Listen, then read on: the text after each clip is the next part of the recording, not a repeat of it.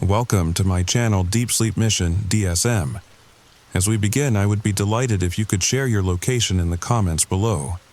It's truly inspiring to witness how far this content travels and to connect with viewers from across the world. The receipt is still in my wallet.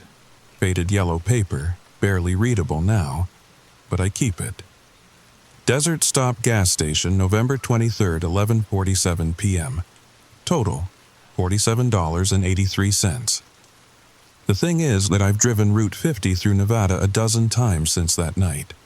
I've searched every mile of that stretch between Austin and Eureka, GPS coordinates, satellite maps, even hired a local guide once. That gas station doesn't exist. Never did, according to every record I can find. But I have the receipt, I have the memories. And sometimes, late at night, I still get texts from a number I never saved. Just 3 words. You left something. Before I tell you what happened that night, let me ask you this. Have you ever been somewhere that felt wrong? Not dangerous exactly, but displaced? Like you'd stepped sideways into a space that wasn't meant for you? Well, buckle up. Because the story I'm about to tell you is true. Every word. And by the end, you might understand why I never drive through Nevada at night anymore. The story begins now. My name's Jake Morrison, and I used to love driving at night. There's something about empty highways under starlight that just clears your head, you know? That November, I was driving from Sacramento to Denver for Thanksgiving. My sister Amy had just had her first baby, and Mom wouldn't shut up about me meeting my nephew. Route 50 through Nevada, they call it the loneliest road in America. During the day, it's beautiful in that harsh desert way. Endless stretches of nothing but sagebrush and mountains. At night, though, it's different. The darkness out there isn't like city darkness, it's absolute, ancient, like the world just ends at the edge of your headlights. I'd left Fallon around 9 p.m., later than planned. The rental car, a white Toyota Camry that smelled like pine air freshener in someone else's life, was running smooth. Full tank, good tires, phone charged and mounted on the dashboard showing that comforting blue line of GPS guidance. About an hour past Austin, things got quiet. I mean, it was already quiet, but this was different. The radio, which had been playing classic rock on the only station that reached out there, dissolved into static. Not sudden, but slow, like someone turning down the volume on reality itself. I tried scanning for other stations. Nothing. Just that soft white noise that sounds almost like breathing if you listen too long. The GPS flickered. The blue line wavered, reformed, wavered again. Then the screen went black for maybe 3 seconds. When it came back, my location dot was just floating. No road beneath it. Just hovering in a blank gray space labeled "No data available." "Great," I muttered, tapping the screen. These things happen out in the desert. No cell towers for miles. I wasn't worried, not yet. That's when I noticed the temperature. The car's climate control showed 72 degrees, same as it had been all evening. But I was cold. Not shivering cold, just hollow cold, like the warmth was being drawn out of me through the car windows. I cranked up the heat, but it didn't help. If anything, it made the coldness more noticeable by contrast. The headlights caught a sign ahead. Green and reflective, professional highway grade. Desert Stop Gas Station. Last services for 97 miles, exit 1 mile. I frowned. I'd driven this route before, maybe 5 or 6 times over the years. I didn't remember any gas station between Austin and Eureka.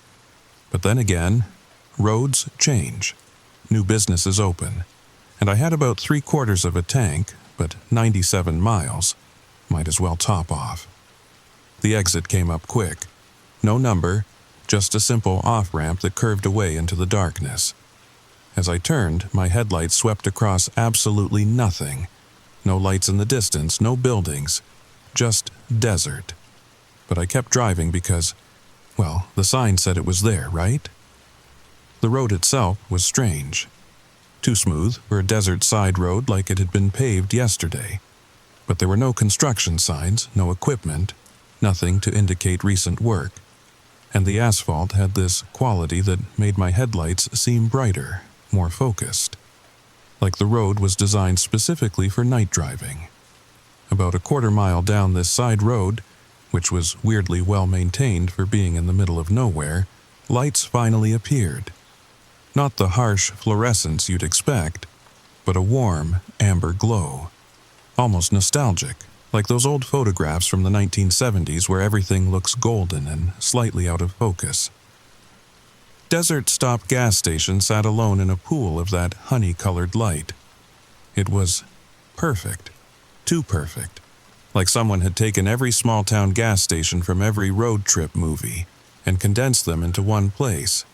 2 pumps out front, the old-style ones with the rolling numbers instead of digital displays. A small convenience store with windows covered in beer advertisements and lottery posters. Even had one of those ice machines humming away on the side. But as I got closer, the details became more unsettling. The beer advertisements were for brands I'd never heard of. Desert Gold, Highway Brew, Midnight Light. The lottery posters showed jackpots from dates that hadn't happened yet. And that ice machine, the humming was off. Too regular, like a metronome rather than a motor. I pulled up to the pump closest to the store. The silence when I turned off the engine was heavy. No insects, no wind, just that ice machine humming and the tick-tick-tick of my engine cooling. But even those sounds seemed muffled, like the air itself was absorbing them before they could travel far. The pump was already on when I got out. The screen, and it did have a modern credit card screen which seemed odd given the vintage everything else, simply said, "Please begin fueling." No request for payment, no instructions to see cashier, just begin. I should have left right then. That voice in your head, the one that evolution spent millions of years developing to keep you alive. It was screaming. But I grabbed the nozzle anyway because that's what you do at gas stations. You get gas. The metal was warm. Not sun-warmed, because there hadn't been sun for hours. Just warm. Like it had been holding heat from somewhere else, somewhere deeper. And when I squeezed the handle, the fuel started flowing immediately. No delay, no mechanical click of systems engaging. Just instant flow, like it had been waiting for me. The numbers rolled up smooth and quiet. $10, $20, $30. The gas was flowing, but something felt off. I couldn't hear it. You know that sound, that liquid rushing through the hose, nothing. But the numbers kept climbing, and I could feel the car getting heavier, settling slightly on its shocks like it was actually filling. That's when I noticed the other car, parked on the far side of the station, almost hidden in the shadow between the building and the desert, was a beat-up Chevelle. Maybe 1969, 1970. Primer gray with rust eating the wheel wells. Nevada plates, but so dirty I couldn't read them. The weird thing, the windows were fogged up from the inside. Like someone was sitting in there, breathing. But the fogging wasn't random. It formed patterns, spirals, geometric shapes that looked almost like writing in a language I couldn't recognize. And every few seconds a hand would press against the glass from inside, leaving a perfect palm print that would fade and reappear somewhere else. The pump clicked off at exactly $47.83. I hung up the nozzle, and that's when the store's door chimed. Electronic, but wrong. Like someone had recorded a bell and played it back at half speed, then filtered it through water. A woman stepped out, maybe 40, 45, wearing a Desert Stop uniform that looked like it had been washed 1,000 times. Her name tag said Martha, in those old plastic letters you had to slide into place. She was smiling, but you know how sometimes a person's face makes an expression but their eyes don't participate? Like that. But there was something else about her eyes. They reflected light wrong. Not like human eyes, which have depth and warmth behind them. These were flat, reflective, like mirrors pretending to be eyes, and when she blinked, it was too deliberate, like she had to remind herself to do it. "Little late to be driving through," she said, and her voice had this quality like it was coming from further away than she was standing. "Most folks stop for the night in Austin. Just trying to make good time," I replied, pulling out my wallet. "The pump didn't ask for payment." "Oh, that old thing's been acting up." She waved toward the store. "Have to do it inside. Cash or card's fine." Her movement was wrong, too. Fluid, but not human fluid. Like she was underwater, or like someone had studied how people move but was performing it rather than living it. And when she gestured toward the store, her shadow fell the wrong way. The light was coming from above and behind her, but her shadow stretched toward the building instead of away from it. I followed her in, and the fluorescent lights inside were harsh after the amber glow outside. The store was exactly what you'd expect. Rows of chips and candy, a wall of refrigerated drinks, coffee that looked like it had been there since morning. But everything was specific, too specific, like someone had researched American gas station convenience store and recreated it perfectly, but without understanding why things were placed where they were. All the chip bags were facing exactly forward. Every soda can in the coolers was turned label out at the precise same angle. The hot dogs on those little roller grills, they weren't rolling. The machine was on, I could hear the motor, but the hot dogs just sat there, glistening with that weird orange oil they get, perfectly still. And the smells were wrong. Instead of the expected mix of coffee, cleaning products, and that indefinable gas station smell, there was something else underneath. Sweet and cloying, like flowers left too long in water. Like something trying to cover up the scent of decay. Martha went behind the counter, and I noticed her hands as she worked the register. Her fingernails were wrong. Too long, but not in a manicured way. And dark underneath, like she'd been digging in soil, or scratching at something that wouldn't let go. $47.83, she said, though she hadn't actually rung anything up. The register display was blank, showing only that green cursor blinking in an empty field. I handed her my credit card. She took it, and her fingers were cold when they brushed mine. Not winter cold, but deep cold, like she'd been standing in a freezer for hours. She swiped it through the machine, handed it back. The receipt printed out slow, and she tore it off with this precise, deliberate movement, like she was performing surgery. "You traveling alone?" she asked, holding the receipt but not handing it over yet. "Yeah, just heading to Denver." "Family? Thanksgiving," I said, reaching for the receipt. She pulled it back slightly, just an inch, but enough to make me stretch for it. "That's nice. Family's important. You should stay close to them." She finally handed me the receipt. "Safe travels now. And Jake?" I froze. I hadn't told her my name. Hadn't used a credit card that would show it. I'd been paying cash for everything on this trip. Old habit from my father, who never trusted electronic records. Don't pick up any hitchhikers out there, no matter how familiar they look. The way she said familiar made my skin crawl. Not just the word, but the emphasis, like she knew exactly what kind of familiar she meant, like she knew something about the road ahead that I didn't. I grabbed the receipt and left without saying anything else. My hands were shaking as I started the car. In the rearview mirror, I could see Martha still standing at the register, not moving, just watching through the window, but in the reflection her face looked different, older, more hollow, like the store lights were shining through her instead of on her. As I pulled away, I glanced at that Chevelle again.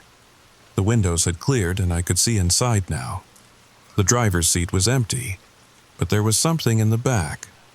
A shape, human-sized, covered with a tarp or sheet. and it was moving, just slightly, like breathing. But here's what really got to me. As I drove past, the shape turned toward my car. Through the tarp, through the window, through the darkness, something was watching me leave. I gunned it back to the highway, taking the on-ramp too fast. Tires squealing on asphalt that suddenly felt normal again. Rough and imperfect and real. The moment I merged back onto Route 50, everything snapped back to normal. Radio came back mid-song. Tom Petty singing about running down a dream. GPS flickered on, showing my exact location, the blue line solid and reassuring. Even the darkness seemed less absolute, but the coldness lingered. That hollow feeling in my chest, like something had been taken from me without permission. I drove for maybe 10 minutes before I had to look at that receipt. Had to make sure I hadn't imagined the whole thing. I turned on the dome light, keeping one hand on the wheel, and unfolded the yellow paper. Desert Stop Gas Station, November 23rd, 11:47 p.m. $47.83. But at the bottom, where receipts usually say thank you or come again, there was a handwritten note in blue pen. You forgot something. Check your trunk. The handwriting was different from what I expected. Not Martha's careful, controlled movements, but shaky, desperate. Like someone trying to write while their hand was being forced. And the ink, in the dome light, it looked wet, fresh, like it had been written while I was driving away. I didn't stop. Not for 50 miles. Not until I reached Eureka and found a well-lit Chevron station with people and cameras and all the normal things that make a place real and safe. Even then, I sat in the car for 5 minutes, engine running, before I worked up the courage to check the trunk. The parking lot was busy even at this hour. Truckers getting coffee, a family with kids asleep in the back seat, an elderly couple sharing a thermos by their RV. Normal people living normal lives, and their presence made me feel almost human again. Almost. My hands were steady-ish as I popped the trunk from inside the car first. Nothing happened. No sound, no movement. I got out slow, walked around back slower. The trunk was cracked open an inch, interior light glowing through the gap like a single eye watching me. I lifted it fully and... nothing. Empty. Just the spare tire, the rental company's emergency kit, and my duffel bag exactly where I'd left them. But there was a smell. Sweet and metallic, like pennies soaked in sugar water. The same smell from the gas station, but concentrated, stronger. And in the corner, caught on the rough carpet, was a single long, dark fingernail. Exactly like Martha's. But this one was different. It was still growing. I could see it, slowly extending, curling slightly as it lengthened. I slammed the trunk and got back in the car. That's when my phone buzzed. A text from a number I didn't recognize. You left something. The phone number wasn't local. Wasn't even a real format. Too many digits with symbols I'd never seen in phone numbers before. Symbols that looked almost like the patterns I'd seen in the fogged windows of that Chevelle. I blocked the number and kept driving. Made it to Denver by morning, hugged my sister, held my nephew, ate turkey with the family. Normal things, real things. But I couldn't shake it. That gas station. Martha. The receipt. My nephew, though, there was something about holding him that helped. His warmth, his perfect innocence, the way he looked at me like I was just Uncle Jake, nothing more or less. For a few hours, I almost forgot about Desert Stop completely. But that night, alone in Amy's guest room, the dreams started. I was back at the station, but it was daytime now. Harsh desert sun bleaching everything white. Martha was still there, but she was different. Younger, or maybe older. Time seemed negotiable around her. She was pumping gas into that Chevelle, and every time she squeezed the handle, red liquid came out instead of gasoline. "You didn't check properly," she said without looking at me. "You never check properly." In the dream, I walked around to the back of my rental car. The trunk was already open, had always been open. Inside, curled up like a sleeping child, was another me. Eyes closed, skin pale, breathing slow and shallow. "That's what you left," Martha explained, finally looking up. "The part of you that stops for help, the part that trusts. We needed that part." I woke up at exactly 11:47 p.m. My phone was buzzing. Another text, but this time it was a photo. My car's trunk taken from above, like someone was standing over it. But the trunk was open, and inside was me, sleeping, curled up like I was right then in my bed, but in the trunk of my rental car. The next text came immediately. "Come back, or we'll come get you." 2 days later, driving back, I decided to prove to myself it had been real. I'd stop there again, in daylight, take pictures. Maybe it had been weird, sure, but it was just a gas station. Just a strange woman working night shift in the middle of nowhere. These things happen, but I also brought something with me. My grandfather's hunting knife, the one he'd carried in Vietnam. Just in case. And I told my sister exactly where I was going, what time I'd be there, when to expect my call. If I was going crazy, at least someone would know where to find me. I reached the stretch where it should have been around 2 p.m. Clear day, good visibility. I slowed down, watching for that green sign. Nothing. I drove back and forth 3 times, checking every exit, every side road. Nothing. I even stopped in Austin, asked at the local gas station. The kid working there, maybe 19 with a face full of acne and a Monster Energy drink in his hand, just shrugged. "No gas station between here and Eureka, man. Never has been. It's like the whole point of this stretch. Nothing for 97 miles. 97 miles, I repeated. The same number from Martha's sign. Yeah, exactly. That's why we sell so much gas here. People always top off before the nothing." But when I asked him about desert stops specifically, describing the amber lights and Martha, his expression changed. Got serious. He looked around the empty store, then leaned closer. "Look, man, I've been working nights here for 2 years, and sometimes, maybe once a month, someone comes in asking about a place like that. Always the same details, always happened at night. Always has a receipt they can't explain." He pulled out his phone, scrolled through photos, showed me one. A yellow receipt, faded and creased. Desert Stop Gas Station. Different date, different time. But the same $47.83. Found that in the parking lot 3 months ago. Figured someone dropped it. But when I looked up Desert Stop online, he shrugged. Nothing. Like it never existed. That night, back in Sacramento, I did research. Hours of it. Old maps, satellite images, business records. Desert Stop gas station didn't exist. Had never existed. But I had the receipt. I had that fingernail which I'd wrapped in tissue and hidden in my closet because I didn't know what else to do with it. And I had the texts. They came every few nights, always from different numbers, always the same message. You left something. I stopped responding after the 5th one. Stopped trying to block them after the 10th. They weren't threatening, just persistent. Like a reminder you set for yourself and forgot why. Then, about 3 weeks later, something changed. The text was different. She's getting impatient. That night, I dreamed about the gas station, but it was wrong. The lights were off except for one flickering fluorescent in the store. Martha was standing at the pump where I'd parked, but she was taller, stretched.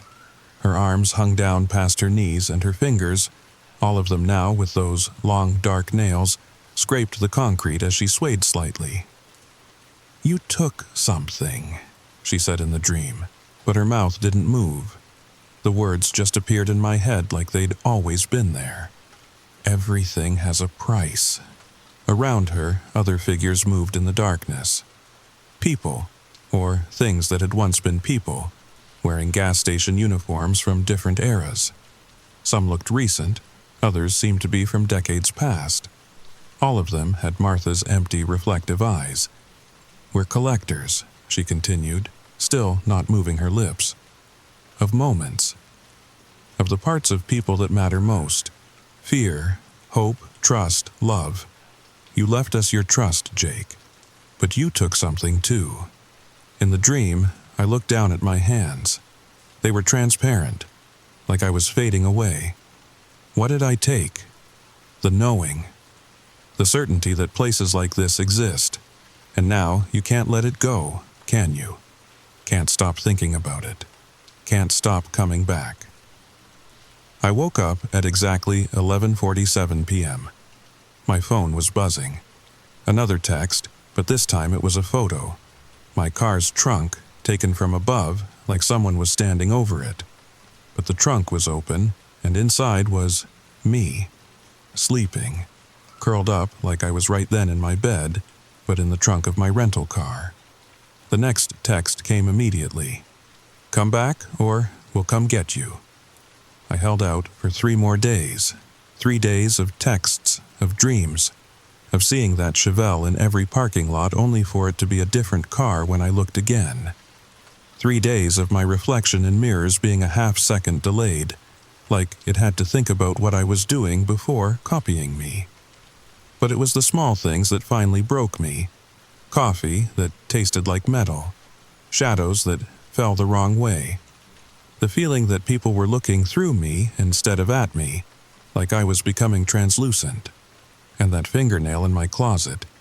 It had grown almost 2 inches now, curling into a spiral that hurt to look at directly. On the 4th night, I couldn't take it anymore. I rented a car, different company, different model, a black Honda this time, and drove back to Route 50. I left at sunset, timing it so I'd hit that stretch around 11 p.m. Part of me hoped I wouldn't find it. Part of me knew I would. The sign appeared exactly where it had been before. Same green reflectiveness, same impossible promise of services that shouldn't exist. This time, I was recording everything on my phone, mounted on the dashboard. I needed proof. I needed to know I wasn't losing my mind. But when I played back the recording later, it would show only empty desert. The sign, the exit, the station itself. None of it appeared on camera. Just me, talking to myself in an empty car on a straight stretch of highway. The exit was there. The road was there. And at the end of it, glowing with that same amber light, was Desert Stop gas station. But it was different. Older, somehow. The pumps were rustier, the windows were dirty, and that ice machine wasn't humming anymore. It was the same place, but like I was seeing it decades later, or decades earlier. Time felt negotiable here. Martha was standing outside, waiting. She looked exactly the same, down to the faded uniform and plastic name tag. But her smile was different. Satisfied. Like she'd won something. "Jake," she said as I got out of the car. "We've been waiting." Up close, I could see more of what she really was. Her skin had a waxy quality, like a mannequin's. Her hair didn't move in the desert breeze. And those eyes, they weren't just flat and reflective anymore. They were completely black, like looking into deep water at night. "What do you want?" My voice came out steadier than I felt. "You took something that wasn't yours." She walked toward me, and I noticed her feet weren't quite touching the ground, just hovering maybe an inch above the concrete. From the trunk, I didn't take anything. There was nothing in the trunk but a fingernail. She laughed, and it sounded like wind through empty rooms. "Not your trunk, Jake. Ours." She pointed to the Chevelle. The windows were clear now, and I could see inside properly. The back seat wasn't just empty. It was gone. Instead, there was an opening, a hole that went down into darkness. The shape under the tarp hadn't been in the car. It had been coming up through it. Everyone who stops here leaves something. Martha explained, still floating, still smiling. And takes something. It's the trade. It's how we stay connected to your side. My side. The side where time moves forward, where people age, where things decay. She gestured at the gas station. We're stuck, Jake. Pinned between seconds like insects in amber. This place, it's a crack, a place where your world and ours touch. And you.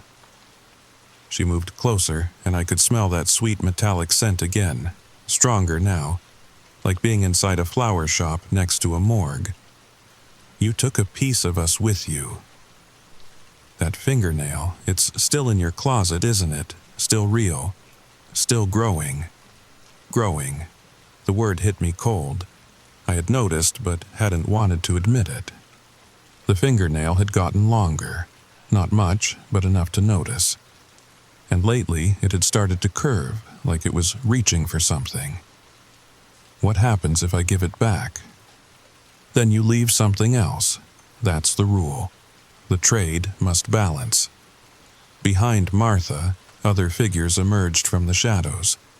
The people in old uniforms I'd seen in my dreams, all of them staring with those same black, empty eyes. Collectors, she'd called them. Harvesters of human moments. I thought about running, getting in the car and driving away, but I knew it wouldn't work. They'd just keep texting, keep appearing in reflections, keep existing in that space between real and not. What do you want me to leave? Martha's smile widened, and I saw her teeth were wrong too. Too many of them, arranged in rows like a shark's. A memory. Just one. Something precious. Something you'd miss. That's all we eat here, Jake. Moments that matter. First kisses, last goodbyes, the day you realized you were loved. One perfect moment, and we'll call it even. I thought about my nephew, his tiny fingers wrapping around mine, my sister's tired, happy smile, my mom's voice on the phone, proud that I'd made the drive. All the moments that made me human, made me real. And if I refuse? Martha tilted her head, and for a moment, I saw what she really was. Not a woman, not even close. Just something wearing the idea of a woman, like an ill-fitting costume made of memories and longing. Then you become the trade. Someone else will stop here one night. They'll check their trunk, and they'll find you. Part of you, anyway. The part that remembers who you were. My phone buzzed. A text from my sister. Did you make it home safe? Mom's worried. The real world. Still out there. Still waiting. Still believing I was coming back. I reached into my pocket and pulled out my wallet. The receipt was there, yellow and fading already. I held it out to Martha. This is what I'm leaving, the proof that this place exists. The only evidence that any of this is real. She took it, examined it. The paper crumbled in her fingers like it was 100 years old. A receipt isn't a memory, Jake. No, I said. But the story is.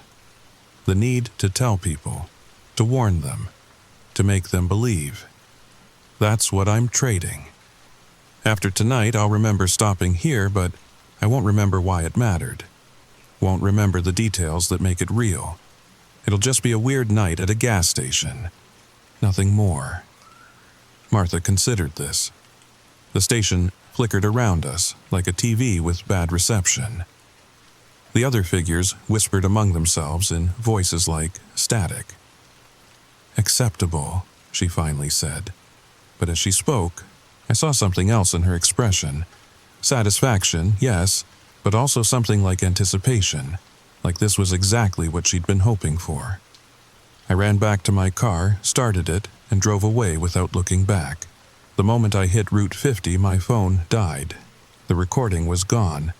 When I got home, the fingernail was gone too, even the tissue I'd wrapped it in. But here's the thing. I remember everything, every detail, every word. The trade didn't work, or maybe it worked exactly how it was supposed to. Because now I can't stop telling this story. can't stop warning people. It's become my memory, my moment, my precious thing that I can't let go.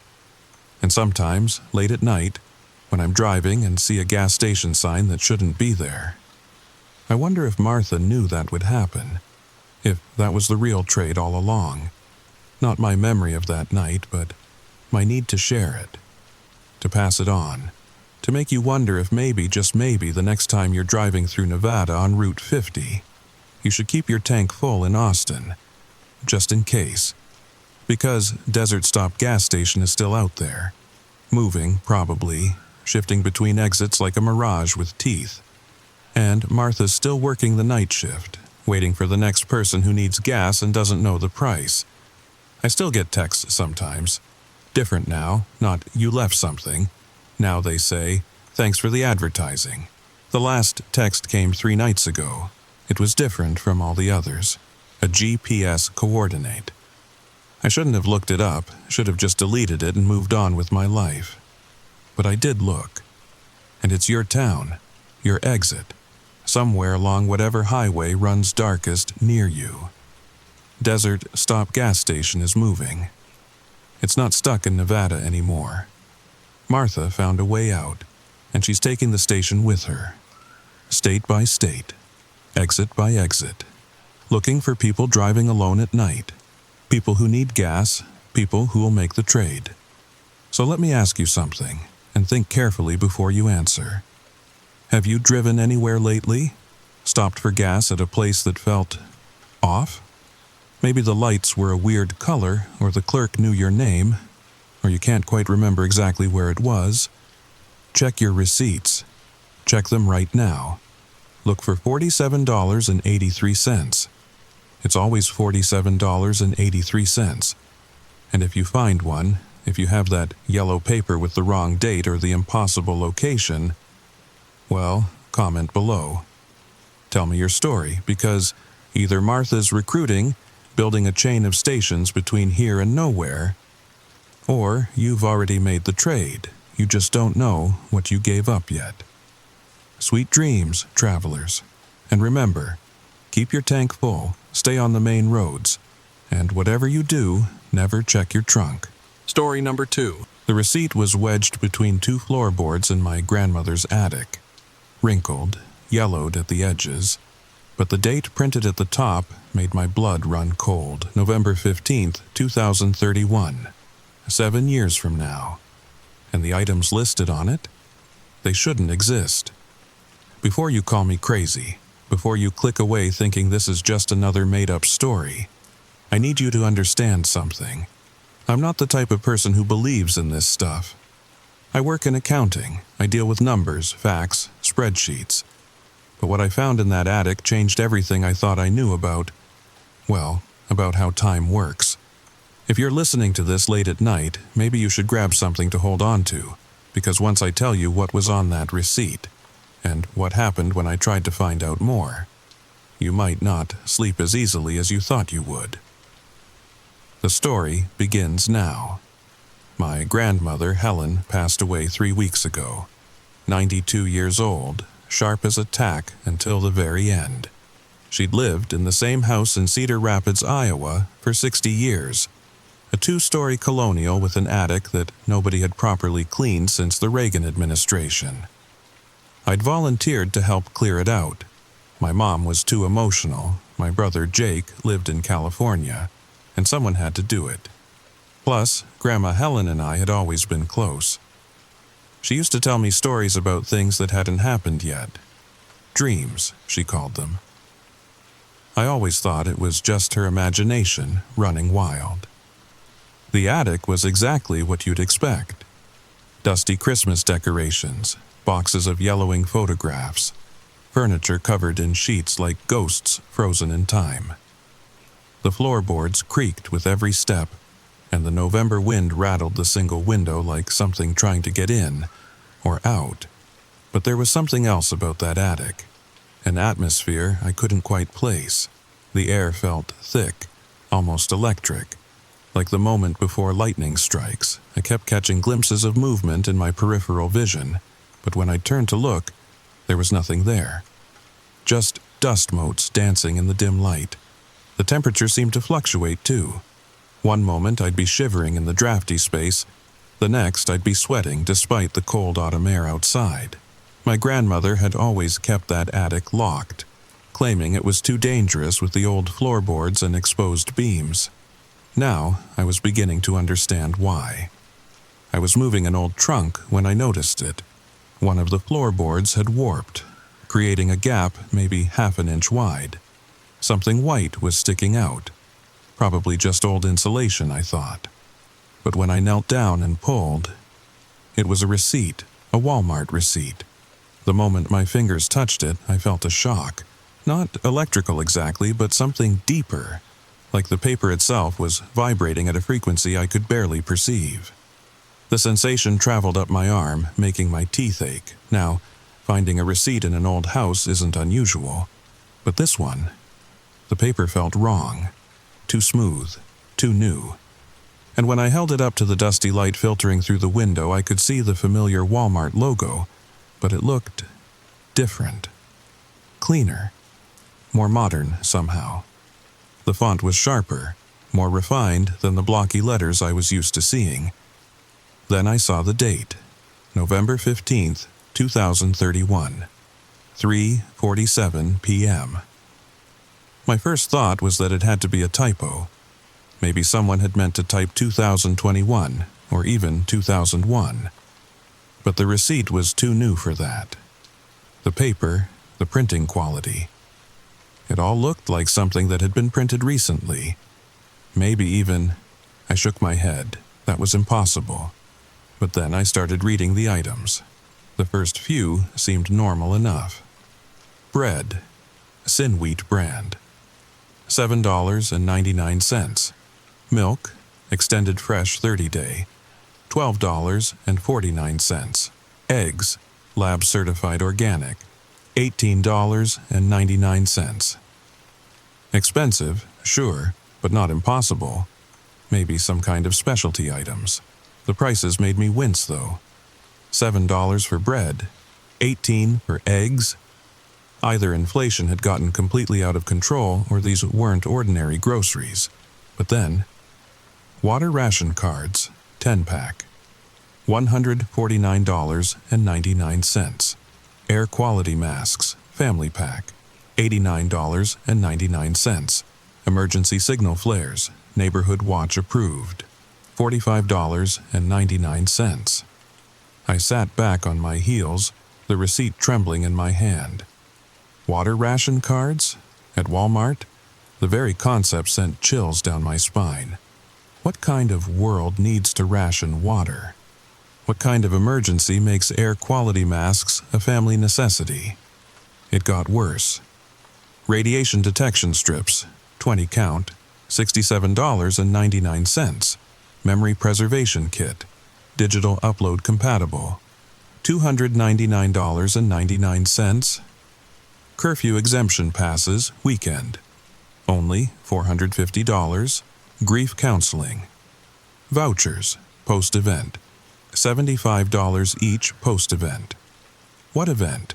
And why were they selling grief counseling vouchers like they were gift cards? The casual commodification of trauma, packaged and priced for consumer convenience, made my stomach turn. The more I studied the receipt, the more details I noticed. There were small symbols next to some items, tiny icons that looked almost like QR codes but more complex. Some items had asterisks with footnotes in microscopic print that I couldn't quite make out without a magnifying glass. At the bottom of the receipt, where it usually shows the total, there was something else. A message. Thank you for shopping at Walmart store number 4451. Remember, compliance is comfort. Report any temporal anomalies to your local Time Watch representative immediately. Time Watch. The phrase, compliance is comfort, made my skin crawl. It sounded like something from a dystopian novel, not a grocery store receipt. But there was more. Below the main message, in even smaller print, was what looked like a warning label. This transaction monitored by Federal Commerce Authority. Any deviation from approved purchase patterns will result in credit score adjustment. Reminder: hoarding supplies beyond household allocation limits is punishable under Emergency Management Act Section 341B. I stood up so fast I hit my head on a low beam. Stars danced in my vision for a moment, and when they cleared, I noticed something else about the receipt. In the corner, barely visible, was a handwritten note in my grandmother's shaky script. Sarah will find this. Sarah will understand. My name is Sarah. I didn't tell anyone about the receipt at first. What would I even say? Hey Mom, I found evidence that Grandma Helen was shopping in the future. They'd think I was having a breakdown from grief, but I couldn't stop thinking about it. That night, lying in my apartment in Des Moines, I kept pulling the receipt out and staring at it. The store number, 4,451. There was a Walmart in Cedar Rapids, not far from Grandma's house. Store number 1987. Definitely not 4,451. The receipt had other strange properties too. Under certain light, I could swear I saw additional text appearing and disappearing like some kind of thermal ink. And that vibration I'd felt when I first touched it, it was getting stronger. Sometimes, when I held it just right, I could almost hear something. Like voices speaking just below the threshold of hearing. At 2 a.m., I gave up on sleep and opened my laptop. First, I searched for the brands on the receipt. Sin Wheat, Extended Fresh. Nothing. Not a single result. Then I tried the more unusual items. Water ration cards, Walmart. Nothing relevant. Time Watch temporal anomalies. Just sci-fi forums and movie references. But then I tried something else. I searched for Walmart Store 4451. One result, it was a planning document from the Cedar Rapids City website. A proposal for a new Walmart supercenter to be built, on the exact spot where the current one stood. Scheduled completion date, 2029. Store number, 4451. My hands were shaking as I clicked through the document. Normal stuff mostly. Square footage, parking spaces, environmental impact studies. But buried on page 47 in the appendix was a list of specialized department considerations. Climate Crisis Supply Center, Emergency Management Coordination Hub, Federal Compliance Checkpoint, Memory Preservation Services. Memory Preservation Services, just like on the receipt. I slammed my laptop shut. This had to be a prank, an elaborate, twisted prank. Maybe Jake had planted it when he was here for the funeral. He always had a weird sense of humor. But the handwriting, that was definitely Grandma Helen's. I'd seen it on birthday cards and grocery lists my entire life. The distinctive way she made her S's, the slight tremor that had developed in her later years. It was unmistakable. The next morning, or I guess later that same morning, I called in sick to work and drove back to Cedar Rapids. I needed to go to that Walmart. I needed to prove to myself that this was all just some weird coincidence. The drive felt longer than usual. Every mile marker seemed to take forever to reach, and I kept checking my mirrors for cars that might be following me. Paranoid thinking, I told myself. Grief does strange things to the mind. The store was normal, completely, utterly normal. Families shopping for groceries. Employees stocking shelves, the familiar beep of scanners at checkout. I walked every aisle, checked every department. Nothing about water rations or time watch or memory preservation. But as I wandered through the store, I started noticing things. Small things. A maintenance worker replacing what looked like ordinary security cameras with newer, more sophisticated models. An employee restocking shelves with products that had slightly different packaging than I remembered. A customer service representative who seemed to be taking unusually detailed notes about customer complaints. I was about to leave when I passed the customer service desk. An older woman was working there, her name tag reading Dorothy. Something about her seemed familiar. She had the same cautious eyes I'd been seeing in my own mirror lately. "Excuse me," I heard myself saying. "This might sound strange, but have you worked here long?" Dorothy smiled, but it didn't reach her eyes. "Oh, about 15 years now. Why do you ask?" "I'm looking for someone who might have worked here." "Helen Martinez?" She was my grandmother. Dorothy's face went pale. She glanced around nervously, her eyes darting to the security cameras I'd noticed earlier, then leaned forward. "Helen's granddaughter. You're Sarah?" I nodded, my mouth suddenly dry. "She said you'd come," Dorothy whispered. "Said you'd have questions about the receipt." The store around us suddenly felt too bright, too loud. The normal sounds of commerce, shopping carts rolling, children laughing, the electronic beeping of registers, all seemed amplified and distorted. "You know about it. Meet me in the parking lot in 10 minutes. Employee break area, near the dumpsters. Come alone." Her voice was barely audible. "And Sarah? Don't use your credit card for anything else today. Pay cash only." She turned away before I could respond, helping the next customer with a return. Her hands were shaking. 10 minutes later, I stood by the dumpsters, the smell of rotting produce making my stomach turn. Dorothy appeared from a side door, lighting a cigarette with trembling fingers. "Your grandmother was special," she said without preamble. "She could see things. Future things." "That's not possible." Dorothy laughed, a bitter sound. "Honey, I've worked retail for 30 years. I've seen impossible things every Black Friday. But Helen, she was different. She'd come in here usually late at night, right before closing. She'd walk the aisles like she was looking for something specific. Sometimes she'd stop and just stare, like she was seeing something that wasn't there." She took a long drag of her cigarette. "About a year ago, she came to me. Said she needed to tell someone, and she trusted me because I'd helped her carry groceries once when her hip was acting up. She told me about the dreams, about the future she kept seeing, about 2031. What? What happens in 2031? Dorothy looked at me then, really looked at me, and I saw fear in her eyes. Real bone-deep terror. The event, she called it. November 15th, 2031. She never said exactly what it was, just that, after that day, everything changes. The world keeps going, but it's different. Controlled, managed. That receipt you found? She said she brought it back somehow. I don't know how. She said it was important that you find it, that you'd know what to do. But I don't know what to do. This is insane." Dorothy dropped her cigarette and crushed it under her heel. "There's more."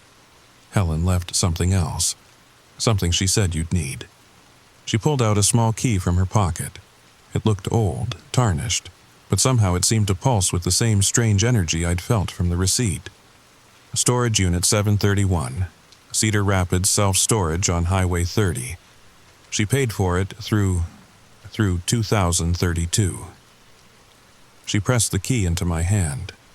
It was warm, like someone had been holding it for a long time, and the moment it touched my skin, I heard something, a whisper, too faint to understand, but unmistakably my grandmother's voice. "I have to get back," Dorothy said, glancing nervously at the store entrance. "But Sarah, be careful." Helen said she said there are people who don't want the future to change. People who are already preparing for it. They might be watching. She disappeared back into the store before I could ask what she meant, leaving me alone with a key that hummed with impossible energy and questions that multiplied faster than I could process them. Cedar Rapids Self-Storage was one of those places that felt forgotten by time. Rust-stained metal buildings, security cameras that probably hadn't worked since the 90s, and a gate code that was just 1, 2, 3, 4. The kind of place where people stored the remnants of lives they couldn't quite let go of. Unit 731 was in the back corner, far from the office. As I walked toward it, I noticed that this section of the facility felt different. The air was heavier here, charged with the same electric atmosphere I'd experienced in my grandmother's attic. Other storage units had cobwebs on their doors, rust on their locks. Unit 731 looked maintained, clean, like someone had been taking care of it regularly. My hands shook as I fitted the key into the padlock. The moment metal touched metal, I heard a soft click that seemed to echo not just in the corridor between buildings, but somehow in time itself. The lock opened with an ease that suggested it had been waiting for this moment. I pulled up the rolling door, and the smell hit me first. Old paper, dust, and something else. Ozone? Like the air right before a thunderstorm. But underneath that, something warmer. My grandmother's perfume. Faint, but unmistakable. The unit was small, maybe 10 by 10 feet, but it was packed. File boxes lined the walls, each one labeled with dates. All future dates. 2025, 2027, 2029, 2031. And beyond, boxes marked 2033, 2035. Even some labeled with years so far in the future they seemed like science fiction. In the center was a table with a laptop, plugged into a power strip that shouldn't have had electricity, but somehow did. The laptop was old, but well maintained, covered in handwritten sticky notes in my grandmother's familiar script. Next to it was a letter in my grandmother's handwriting, sealed in an envelope with my name written in careful cursive. I opened the letter with hands that wouldn't stop shaking. My dear Sarah, if you're reading this, then I'm gone, and you've found the receipt. I'm sorry for the mystery, but I couldn't tell you while I was alive. They would have known. They would have stopped me. I don't have the gift of prophecy. I don't have psychic powers. What I have is a burden I wouldn't wish on anyone, which is why I'm so sorry to pass it on to you. In 1973, I was hiking in the woods behind what would become our house. I found something. A crack in the world, you might say, a place where time bleeds through. I could see forward, not far, just glimpses, moments, fragments of tomorrow bleeding into today. Over the years, I learned to control it, to reach through, to bring things back. Small things. Papers, photos. The receipt was the first physical proof I managed to retrieve. The event happens on November 15th, 2031. I don't know exactly what causes it. War, climate disaster, pandemic, maybe all three. But afterward, the world becomes something else. Controlled, monitored. People accept it because they're scared, because they want safety over freedom. The receipt shows the beginning of that world, but it doesn't have to happen. The boxes contain everything I could gather. News articles from the future, government documents, corporate memos, pieces of a puzzle that, when put together, show how we get from here to there. Key moments, decisions that could be changed, people who need to be warned. The laptop has everything digitized. Share it, make it public, make it impossible to ignore. But be careful. There are others who know about the crack in time. Some want to preserve the timeline because they profit from what's coming. They're already in positions of power, already making moves to ensure the event happens as they've seen it will. You're probably thinking I'm crazy. I would too. But you have the receipt. You met Dorothy. And if you look in the bottom drawer of the filing cabinet in the corner, you'll find tomorrow's newspaper. I brought it back last week, before I got too sick to visit the crack one last time. I love you, Sarah. I'm sorry for this burden, but you're strong enough to carry it. You always were. Save them all. Grandma Helen. My legs gave out. I sat down hard on the concrete floor, the letter trembling in my hands. This couldn't be real. It couldn't be. But I crawled to the filing cabinet anyway. Opened the bottom drawer, the Des Moines Register, dated November 8th, 2024. Tomorrow. The headline, Massive Power Grid Failure Leaves Midwest in Darkness. Below that, authorities investigating cyber attack claims. I grabbed my phone to check the date. November 7th, 2024. Today. The newspaper was still crisp, still smelled like fresh ink. On page 3, a smaller article caught my eye. Local accountant Sarah Martinez missing after grandmother's funeral. My blood turned to ice. My name. My picture. An article about how I'd disappeared after acting strangely at work, how my car was found abandoned at a storage facility. I stood up so fast the letters scattered to the floor. I needed to leave. Now.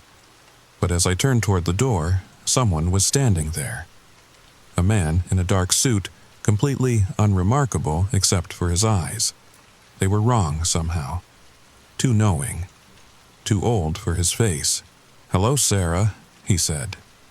"We've been waiting for you to find this place." "Don't run," the man said calmly. "There's nowhere to go. And besides, we're not here to hurt you." "We?" Two more figures appeared behind him. A woman in a business suit and another man, younger, wearing jeans and a Walmart employee vest. Store number 4451. "My name is Mr. Gray," the first man said, stepping into the storage unit. "I represent an organization that has a vested interest in temporal stability." "Time Watch," I whispered. He smiled, but it was cold. "Not yet. That's what we become, after the event. Right now, we're just concerned citizens trying to ensure the future happens as it should." "As it should? You mean the world on that receipt? With ration cards and curfews and grief counseling vouchers? It's not ideal," the woman said. "But it's necessary. The event is catastrophic, yes. But what comes after? Order, structure, survival. Without the systems that develop post-event, humanity doesn't make it to 2040. You're lying." "Your grandmother thought the same thing," Mr. Gray said. "She spent 20 years trying to prevent it, sending warnings that were dismissed as hoaxes, trying to change key moments. But time wants to happen, Sarah. It has momentum. Wait. The more you try to change it, the harder it pushes back." He walked over to the boxes, running his finger along the dates. "We've known about the temporal anomaly your grandmother found since 1989. We've been monitoring it, studying it, learning from it, the things we've seen, the knowledge we've gained. It's helped us prepare. Helped us position ourselves to guide humanity through what's coming." "Guide," I said. "You mean control?" "Semantics." The younger man in the Walmart vest stepped forward. "Look, Sarah. Can I call you Sarah? I'm from 2031. I came back through the crack 3 months ago. It's not that bad. People adapt. They always do. And the alternative, without the structures we put in place, without the control, billions die instead of millions. Millions." He said it so casually. "Your grandmother meant well," Mr. Gray continued, "but she didn't see the whole picture. She only saw fragments. We've seen it all. Every timeline, every possibility. This is the best path forward." "Then why are you here?" I asked. "If you're so sure the timeline is secure." Mr. Gray's smile faltered. "Because your grandmother did something we didn't expect. She didn't just observe the future. She changed something small, but significant. The receipt. She wasn't supposed to be able to bring physical objects back. The fact that she did means the crack is widening, becoming unstable. And if it widens too much," the woman added, "the timeline collapses entirely. No future, no past, just nothing. They wanted something from me. I could see it in their eyes. "You need me to close it," I said. "The crack. You need me to close it." "Your grandmother's bloodline has a unique resonance with the anomaly," Mr. Gray said. "She could access it. You can too. But more importantly, you can seal it, permanently, preserve the timeline as it should be." "And if I refuse?" The three of them exchanged glances. "Then we have to do this the hard way," Mr. Gray said. "The newspaper article your grandmother brought back. About your disappearance. That's from Timeline B, the one where you refused to help us. Would you like to know what happens to you in that timeline?" I didn't answer. "You run," he continued. "You try to expose everything. Some people believe you, most don't. You're dismissed as a conspiracy theorist, a grieving granddaughter who lost her mind. You spend 7 years trying to prevent the event. You fail. And on November 15th, 2031, you're in Dallas, Texas, standing in a Walmart, buying supplies for another failed attempt to change things. The event happens while you're in checkout line 3. You're the one who bought those things," I breathed. "The receipt? It's mine." "From a future that doesn't have to happen," the woman said, not unkindly. "Help us seal the crack. Save yourself 7 years of pain. Save the timeline from collapse. It's the right thing to do. But was it? I thought about the receipt, water ration cards, memory preservation, a world where compliance was comfort, where people needed permission to be out after curfew, where grief was so common they sold counseling vouchers at Walmart. But also a world where humanity survived, where some kind of order existed after catastrophe. "I need to think," I said. "Of course," Mr. Gray said. "You have until tomorrow morning. The newspaper's date, remember? After that, the timeline starts to solidify. Your choice becomes fixed." They turned to leave, but Mr. Gray paused at the door. "Your grandmother was brave," he said. "But bravery without wisdom is just another form of tragedy. Don't repeat her mistakes. They left me alone with the boxes of the future and the weight of an impossible choice. I spent the night in that storage unit reading. Every document, every article, every scrap of tomorrow that my grandmother had gathered. The event was a cascade. It started with cyber attacks on infrastructure, power grids failing, water treatment plants going offline. Then came the panic, the hoarding, the violence. Governments fell like dominoes. And in the chaos, something else emerged. A coalition of corporations and surviving government agencies. They had been prepared. They had known. They became Time Watch. They brought order through surveillance, peace through control, safety through submission. But buried in the files, I found something else. Notes in my grandmother's handwriting. Margins filled with observations. They're lying about the numbers. Found census data from 2035. Population higher than they claim. The event isn't as devastating as they say. Alternative timeline detected through crack. No event. Different crisis, but humanity adapts without authoritarian control. They want the event to happen. It gives them power. And finally, at the bottom of a page about Time Watch protocols, "Sarah, if you're reading this, they'll try to convince you that control is the only way. That fear is stronger than hope. Don't believe them. I've seen other futures. Better ones. The crack doesn't need to be sealed. It needs to be opened. Let everyone see what's coming. Let them choose. Choose." As dawn broke through the small window of the storage unit, I made my decision. You're listening to this because I chose to open the crack wider. It's been 3 hours since I left the storage unit. 3 hours since I uploaded everything to the internet. Every document, every photo, every piece of evidence my grandmother collected.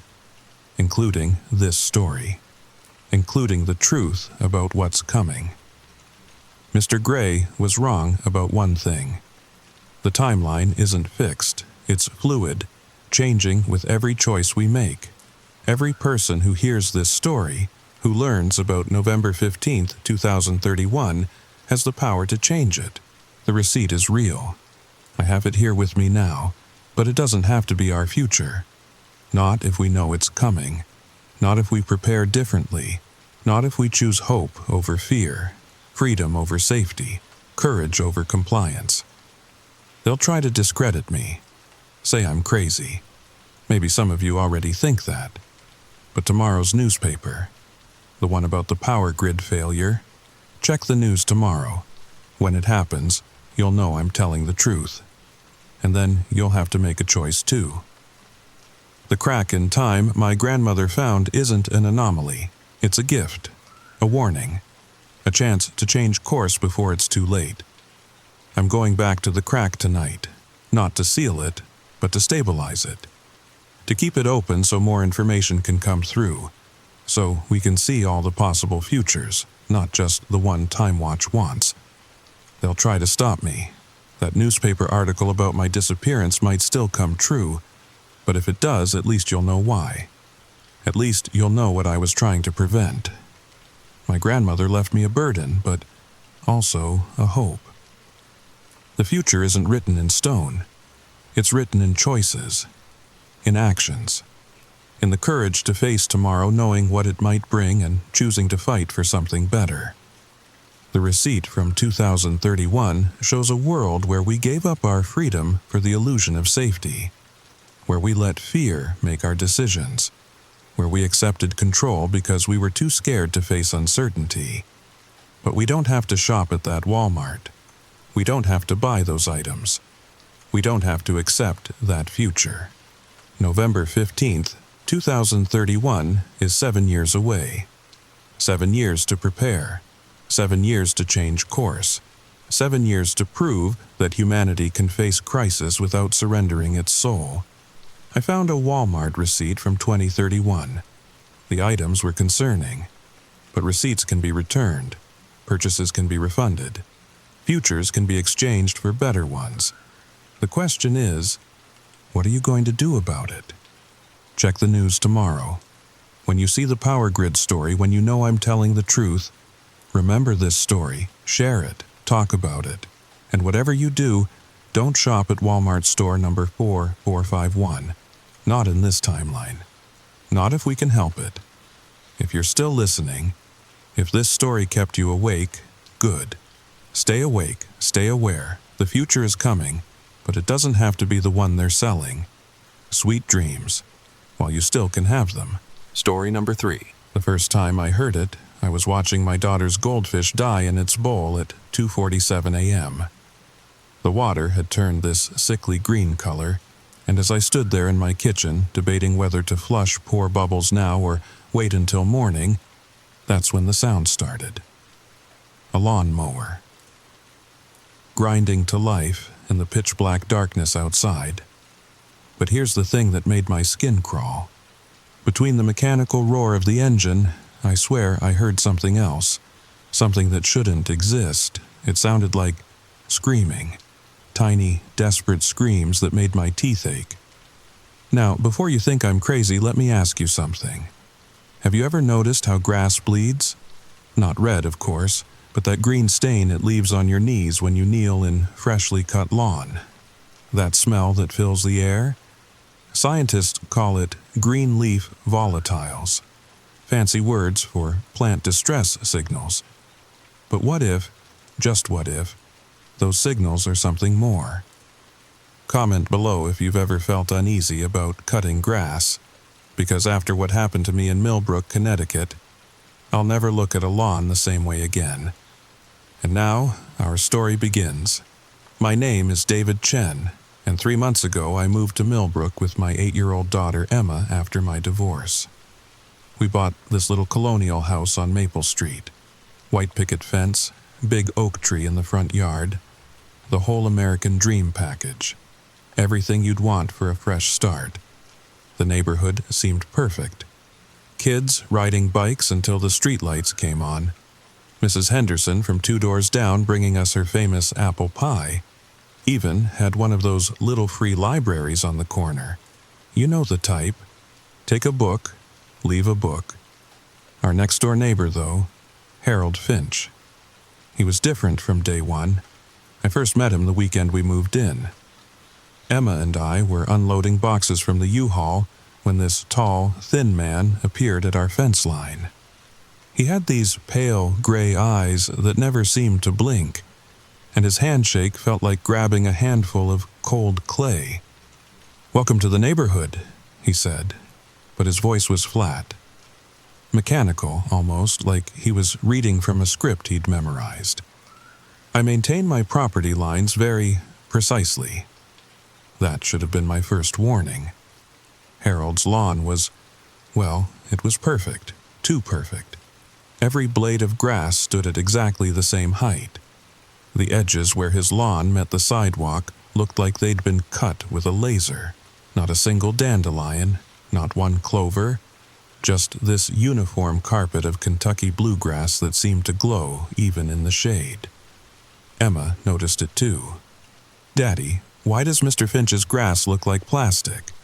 I laughed it off, told her some people just really care about their yards. But she was right. There was something unnatural about it, something that made you want to look away. The first few weeks were normal enough. Harold kept to himself mostly. I'd see him standing at his window sometimes, just staring at his lawn, sometimes for hours. Emma said she saw him out there once at dawn, kneeling in the grass, pressing his ear to the ground like he was listening to something. "What do you think he hears?" She asked me. "Probably checking for grubs," I said, trying to sound casual. Some people are really serious about lawn care. But then the night mowing started. It was a Tuesday. I remember because Emma had just finished her science project about plant cells. We'd been looking at grass under her microscope, watching the chloroplasts move. She'd gone to bed proud of her work, and I was up late answering emails. That's when I heard it. 2:31 a.m. according to my laptop clock. The distinct sound of a lawnmower starting up. I went to my bedroom window and peeked through the blinds. There was Harold, pushing an old-fashioned reel mower across his lawn. In complete darkness. No porch light. No flashlight. Just him and that manual mower, moving in perfectly straight lines. The metal blades made this rhythmic whisking sound. Whisk, whisk, whisk. But underneath it, so faint I thought I was imagining it, was something else. A high-pitched keening, like air escaping from hundreds of tiny balloons. I watched for maybe 10 minutes, transfixed. Harold never varied his pace, never looked up, just kept pushing that mower back and forth, back and forth. When he finished, he stood in the center of his lawn for a long moment, then went inside. The next morning, his grass looked exactly the same. Not shorter, not different in any way I could see, but there was a smell in the air, sweet and sharp, like copper pennies mixed with fresh-cut herbs. Over the next few weeks, Harold mowed his lawn every third night, always between 2 and 4 a.m., always in complete darkness, always with that same ancient reel mower. I started keeping track in a notebook, partly because I was losing sleep, partly because I was genuinely concerned. Was he having some kind of breakdown? Should I call someone? Tuesday, 2:31 a.m., Friday, 3:15 a.m., Monday, 2:47 a.m. The pattern was consistent, but what really disturbed me were the mornings after, because that's when I started noticing the grass in my own yard was changing. It started small. A patch near our shared fence line began growing faster than the rest. Darker, too. By the second week, I had to mow that section twice just to keep it even. The grass there felt different under my feet, springier, almost muscular. Emma noticed it too when she was playing outside. "Daddy, the grass is warm here." She was right. That patch was several degrees warmer than the rest of the lawn, like it had its own circulation system, its own pulse. I tried talking to Harold about it, Caught him getting his mail one afternoon. "Hey, Harold, I've been meaning to ask. I hear you mowing pretty late sometimes. Everything okay?" He turned those gray eyes on me, and for just a second, I swear they reflected light like a cat's. "The grass tells me when it needs cutting," he said simply. "You just have to listen." "Right," I forced a laugh. "Well, if you ever want to borrow my electric mower, might be easier than that old push mower." His face went rigid. "Never use electric. They can feel it, the electricity. It makes them angry." "They?" But he was already walking back to his house, leaving me standing there with my mail, wondering what the hell I'd gotten myself into. What I didn't tell you earlier, what I couldn't bring myself to admit, was that the changes weren't just happening to Harold's lawn, or even to that patch near our fence. They were happening to Emma. It started 3 weeks after Harold's night mowing began. Emma came inside from playing in the backyard with green stains on her knees. Normal enough, but when she washed them off in the sink, the water turned that same sickly color I'd seen in Bubbles' bowl. "Daddy, my knees feel funny," she said, holding them up for me to see. Where the grass stains had been, her skin looked different. Not injured exactly, but changed. Like the cells underneath were rearranging themselves. I told myself it was just irritation, maybe an allergic reaction to whatever Harold was using on his lawn. But then I noticed her drawings.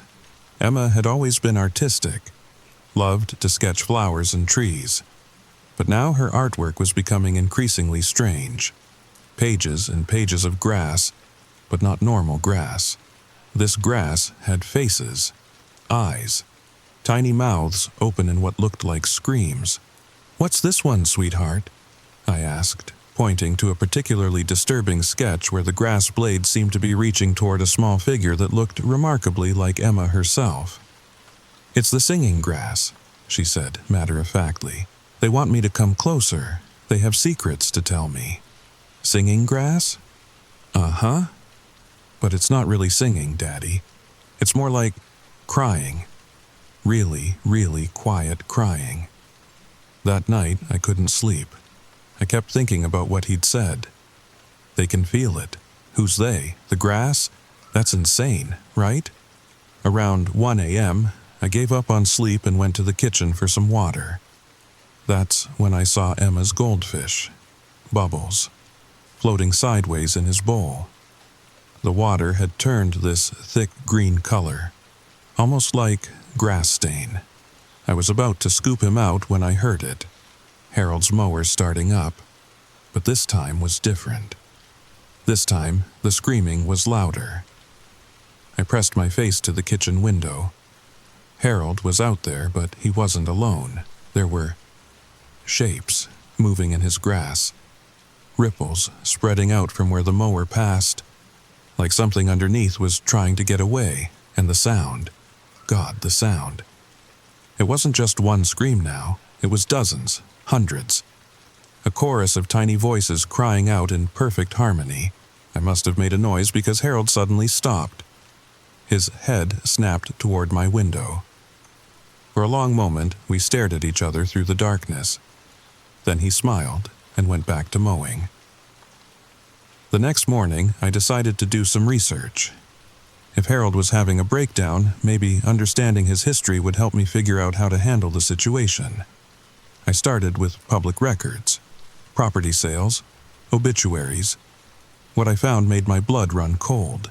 Martha Finch, Harold's wife, had indeed been a botanist. Worked for the state agricultural department for over 20 years, specialized in grass genetics and plant consciousness research. But according to her obituary from 3 years ago, she hadn't died in an accident like Harold implied. She'd disappeared. The police report, which I found through some creative searching, painted a disturbing picture. Martha had been conducting unauthorized experiments in their backyard. Neighbors reported strange smells and sounds coming from their property, unusual plant growth patterns that seemed to violate natural law. The investigation concluded that Martha had suffered a psychotic break, destroying her research and fleeing. But Harold told police she'd been called to join her subjects, whatever that meant. They'd found her laboratory in their basement. Hundreds of glass containers filled with grass samples in various stages of evolution. Some had developed root systems so complex they looked like neural networks. Others had grown structures that resembled primitive sensory organs. And one jar contained grass that had somehow woven itself into the shape of a human hand. Still moving, still reaching. All the samples had been destroyed by the time I read this, classified as biological hazards. But Harold had refused to leave the property, claimed his wife was still there, still teaching them. That evening, as I sat in my kitchen processing this information, Emma came to me with something that made my skin crawl. "Daddy, I found this in the backyard." She held up what looked like a blade of grass, but it was wrong. Too thick, too complex. And when I looked closer, I could see it had tiny, hair-like projections along its edges. Projections that moved independently, like cilia or eyelashes. "Where exactly did you find this, honey?" It was growing through a crack in our sidewalk. But Daddy, when I picked it, it made a sound, like a baby crying. I took the specimen from her and immediately dropped it. The moment it touched my palm, I felt something. A pulse, a tiny heartbeat, and for just an instant, I swear, I heard a whisper. So quiet it might have been the wind, but it sounded like, "Help us." I need you to understand something. I'm a software engineer. I believe in logic, in code, in things that can be explained. But what I discovered about Harold Finch and his lawn, it destroyed everything I thought I knew about the natural world. After seeing those cells under the microscope, I became obsessed.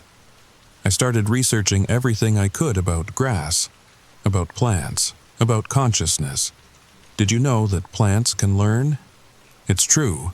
Scientists have proven that plants can be trained, that they have memory, that they communicate through chemical signals and underground fungal networks. Some researchers even suggest they might feel pain. But Harold's grass, it was something beyond that. I started collecting samples from his lawn, sneaking out at dawn with tweezers and sample bags like some kind of suburban spy.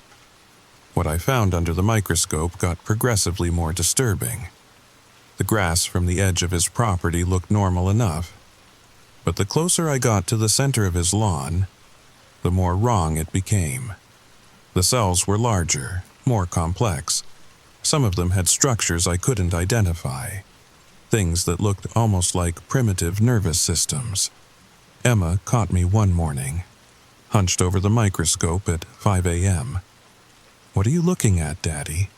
I didn't want to scare her, but I couldn't lie either. "Mr. Finch's grass, it's different." She peered through the lens, then pulled back with a gasp. "It's looking at me." She was right. The cells had oriented themselves toward the light source.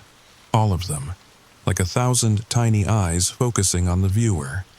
It was Emma who found it, 3 days after our microscope discovery.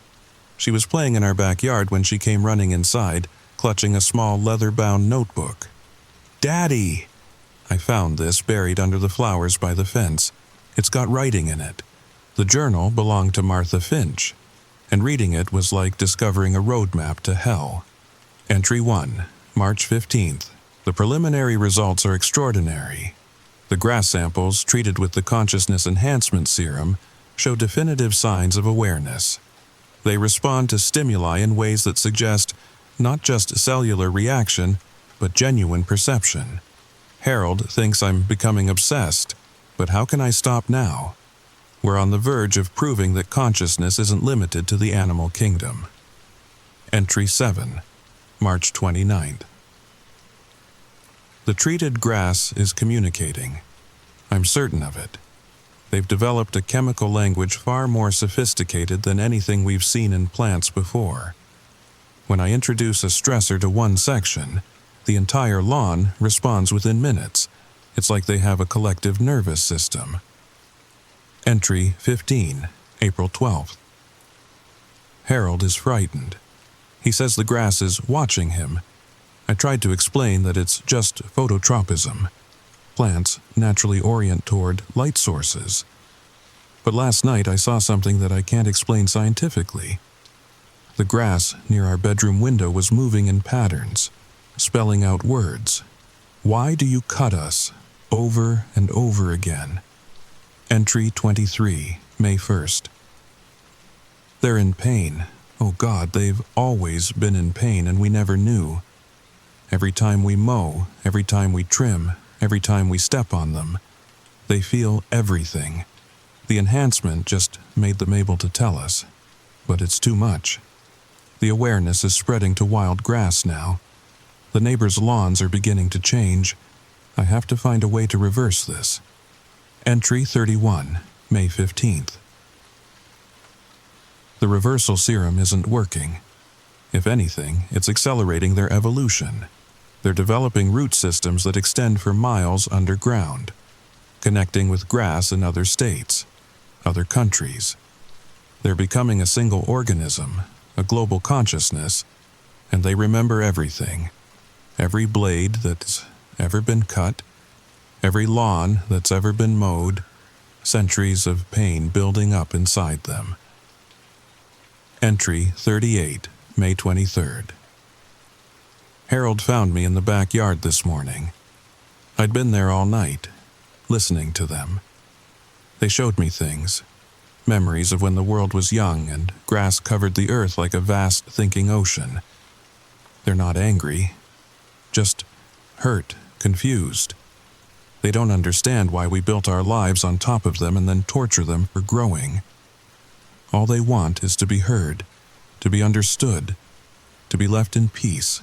Entry 42, final entry, May 28th. I understand now. The only way to stop their pain is to join them, to become part of the network. Harold thinks I'm lost, but I've never been more found. Tonight, when the moon is dark, I'm going to complete the merger. The grass has shown me how.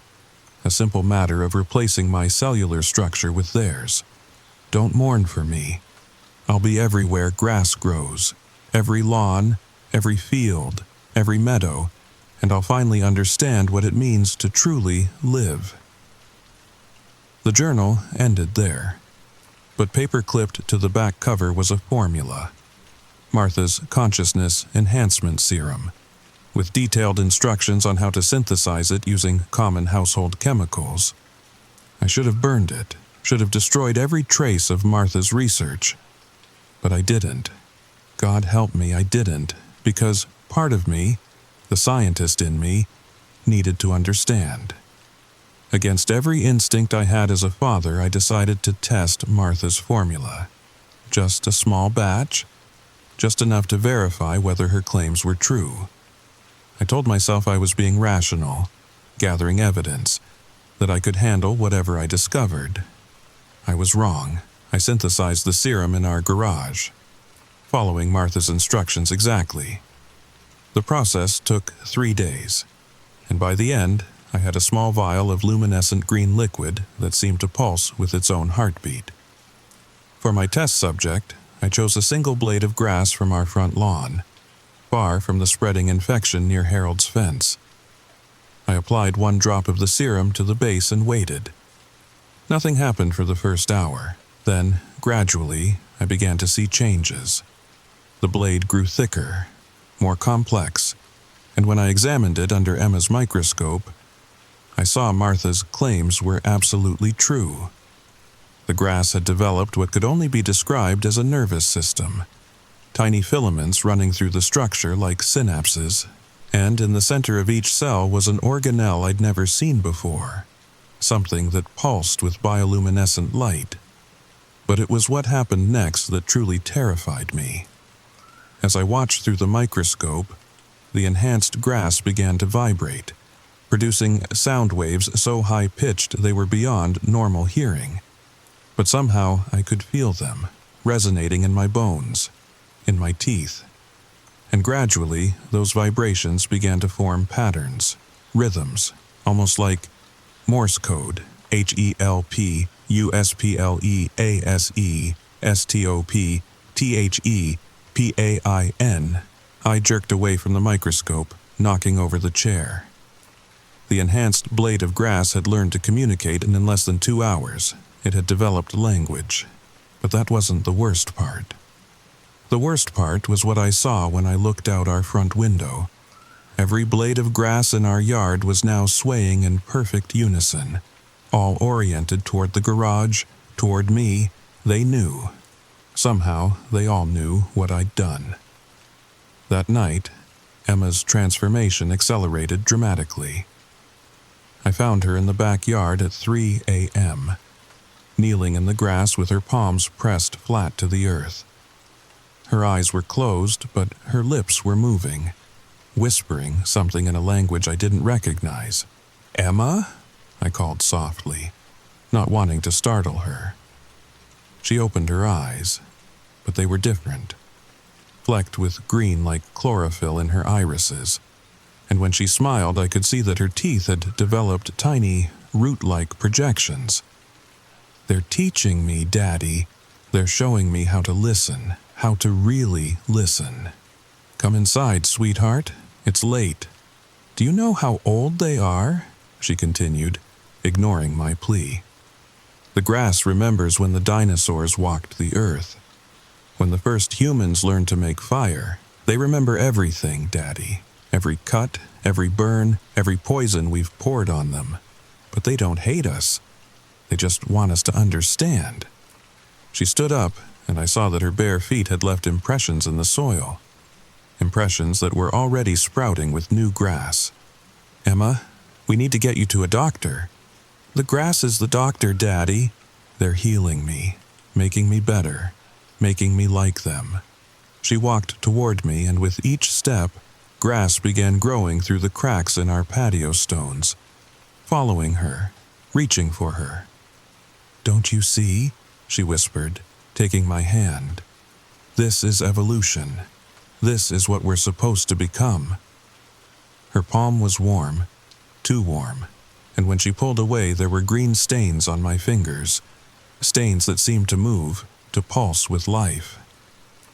That night, I decided to confront Harold. I waited until I heard his mower start, 2:52 a.m., then walked out my back door. The night air was thick with that copper and herb smell, stronger than ever. As I approached the fence, I could see Harold clearly in the moonlight, pushing his mower in those perfect lines. But now I could see what I'd missed before. The grass wasn't being cut. It was being harvested. The mower's blades were collecting something. A fine, glowing dust that drifted up like pollen. "Harold," I called out. He stopped mid-push but didn't turn around. "You should be asleep, David." "What is this?" I held up one of my sample bags. "What have you done to your lawn?" He finally turned, and in the moonlight I could see tears streaming down his face. "I didn't do anything." His voice cracked. "They did it to themselves. Evolution, adaptation, survival. They learned to scream so we'd stop cutting them. But we didn't listen. We never listen. That's impossible. Grass can't what? Feel, think, suffer." He laughed bitterly. "My wife was a botanist. She discovered it first. Spent years trying to prove that plants have consciousness. Nobody believed her. They called her crazy. But she was right. God help us, she was right." He moved closer to the fence, and I could see his hands were covered in tiny cuts, thousands of them. She developed a way to enhance it, to speed up their evolution. She thought if people could hear them, really hear them, we'd stop. We'd find another way.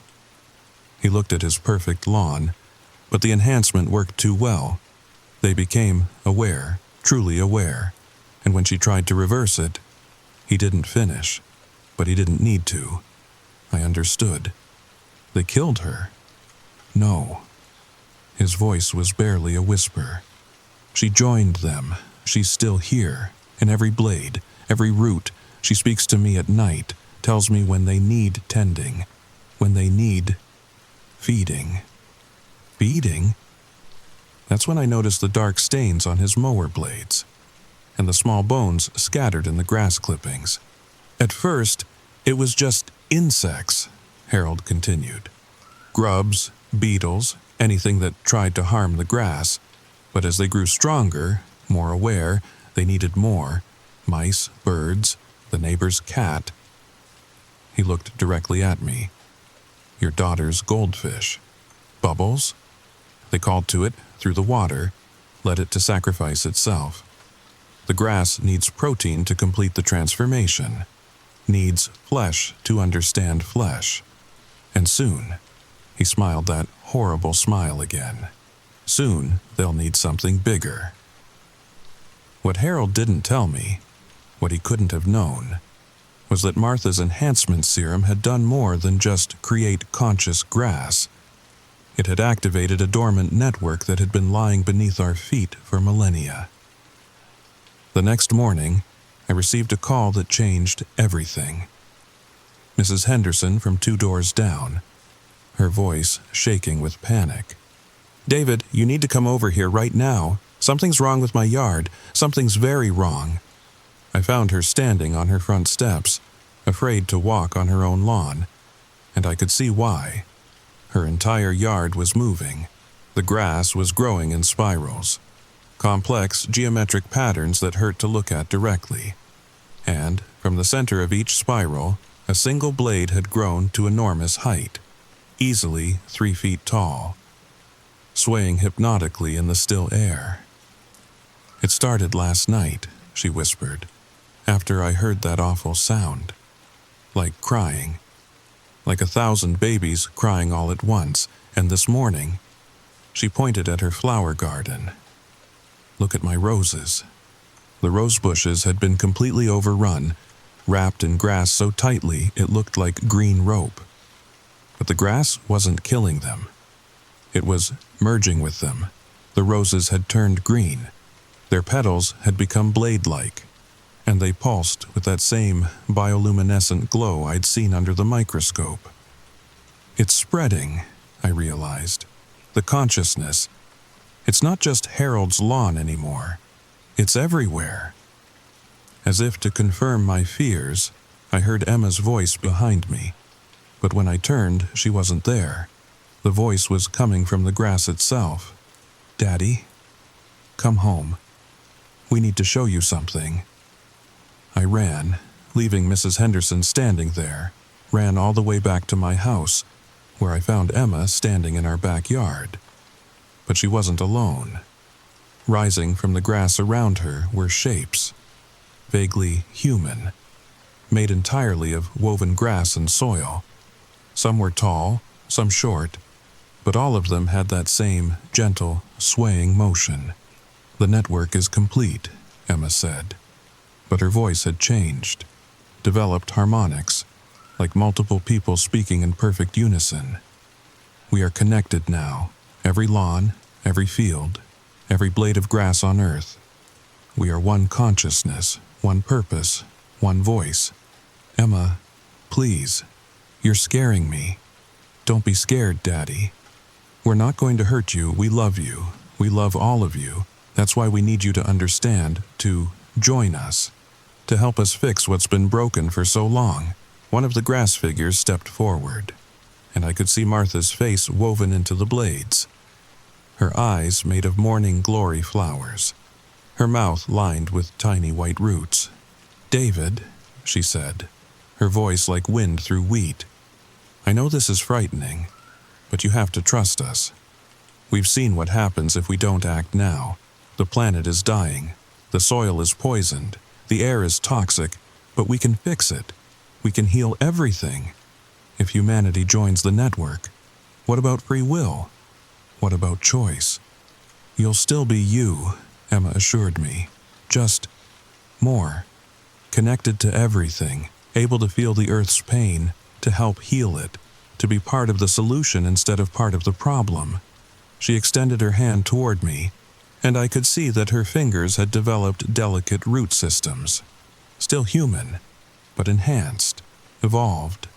Just one touch, Daddy, and you'll understand everything. I almost did it, almost took her hand, because I loved her, because I wanted to understand. But then I remembered something Martha had written in her journal about the grass remembering everything, every cut, every burn, every poison. And I realized they didn't want to heal the earth. They wanted to inherit it. I grabbed Emma that same night, packed what we could carry, and got in the car. I didn't care that it was 3 a.m. or that we had nowhere to go. I just knew we had to leave. But as I backed out of the driveway, the headlights swept across Harold's lawn, and I saw them. Hundreds of small mounds, like molehills, but moving, breathing. And in the center of the lawn, a larger shape, vaguely human, made entirely of woven grass. It turned toward our car, and I swear I saw Martha Finch's face in those twisted blades. Emma was crying in the back seat. "Daddy, the grass, it's following us." She was right. In the rearview mirror, I could see Harold's lawn, spreading, growing, creeping across our driveway like a green tide. We made it to the highway, found a motel, called the police the next morning. But when they went to check, the house was empty. Harold was gone, and both our lawns were dead, brown, normal. The investigators said it looked like someone had poisoned the grass with industrial herbicide. They found Harold's mower in his garage, clean, normal, no bones, no blood. They think he had a breakdown, disappeared, maybe hurt himself. They don't believe my story. Why would they? But Emma and I, we know the truth. We live in an apartment now, concrete and steel, no yard, no grass, no green spaces. Yet, even here, 3 stories up, we're not safe. The network is patient, learning, adapting. I've started receiving reports from around the world, stories that sound frighteningly familiar. A golf course in Scotland where the greens have started growing in perfect fractals. Players report hearing whispers when they walk across the fairways. A park in Tokyo where the grass has learned to spell out messages. Always the same message, in every language, join us. A suburban neighborhood in Ohio where every lawn mowed after midnight grows back by morning. But wrong, with blades that look like tiny hands reaching toward the sky. The network is spreading through wind-borne seeds, through underground root systems, through the very soil itself. And with each new patch of infected grass, the collective consciousness grows stronger. Sometimes, though, late at night, I hear it, that whisking sound, whisk, whisk, whisk. And in the morning, there's always a single blade of grass on our doorstep. Perfect, green, and still warm to the touch.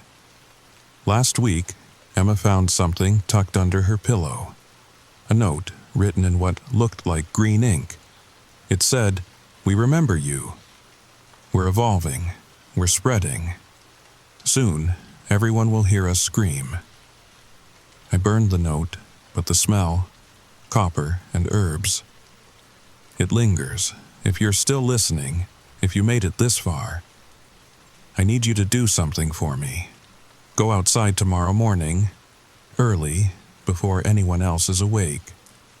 Kneel down in your grass, press your ear to the ground, and listen, really listen. You'll hear your heartbeat first, then the sound of the earth. But if you wait, if you're patient, you might hear something else, something that's been there all along, waiting for us to notice, and once you hear it, you'll never be able to unhear it. The grass screams.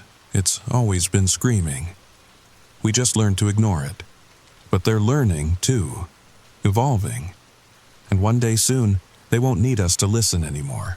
They'll make us hear. Emma's transformation is nearly complete now. Her hair has turned green at the roots. Her skin feels rough like bark when she's sleeping, and sometimes I catch her talking to the potted plant in our kitchen window, having full conversations in that whispered language of rustling leaves. Yesterday, she asked me a question that chilled me to the bone. "Daddy, when the grass takes over the world, will there still be concrete? Will there still be buildings? Or will everything be green? It's just a story, Emma.